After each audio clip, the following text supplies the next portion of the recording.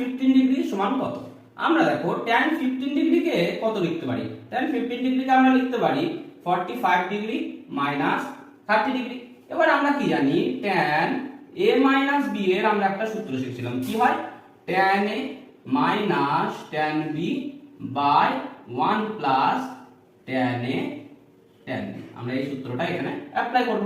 তাহলে কি হয়ে যাবে? tan 45 degree minus tan 30 degree by 1 plus tan 45 degree into tan 30 degree. আমরা জানি tan 45 ডিগ্রি ভ্যালু কত হয়?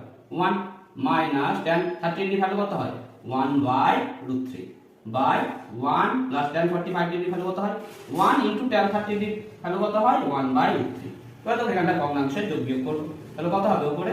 দেখো √3 টা এখানে গুণ হয়ে যাবে, তাহলে √3 মাইনাস 1 বাই √3। একইভাবে এখানে কি হয়ে যাবে? √3